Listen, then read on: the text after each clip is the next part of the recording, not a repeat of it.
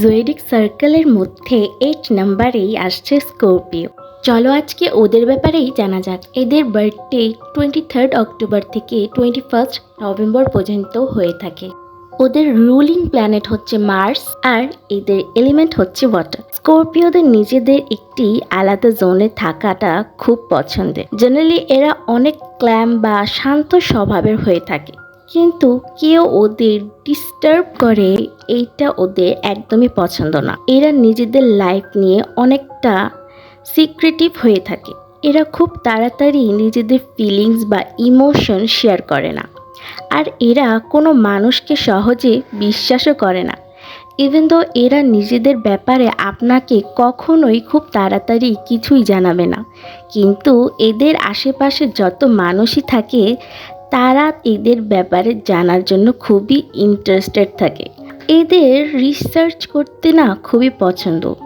যে সকল বিষয়ে এদের ইন্টারেস্ট থাকে এরা ডিপলি সে সকল বিষয়ে রিসার্চ করে, আর এরা খুব ডিটারমেন্ট অ্যান্ড হার্ডওয়ার্কিংও হয়ে থাকে। আর এদের পার্সোনালিটি অনেকটাই স্ট্রং থাকে। ওরা ডিসিশন নিতে কখনোই ভয় পায় না। এমনি স্করপিওরা কিন্তু খুবই শান্ত হয়ে থাকে। ওরা কখনো কারোর জন্য খারাপ চিন্তা করে না, এবং কারো কোনো ক্ষতি হোক বা বিপদ হোক এমনটাও তারা চায় না। কিন্তু যদি কোনো স্করপিওকে আপনি বিরক্ত করেন বা তাদের ট্রাস্ট ব্রেক করেন, তাহলে এরা কখনোই সেটা ভুলে না। তারা সঠিক সময়ের অপেক্ষা করে, অ্যান্ড সঠিক সময় তারা রিভেঞ্জ অবশ্যই নেবে।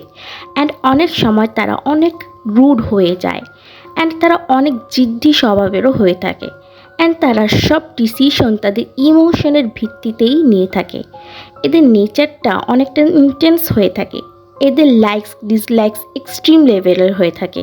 আর যদি এরা আপনাকে পছন্দ করে থাকে তাহলে এরা আপনার প্রতি অবসেসড হয়ে যায়।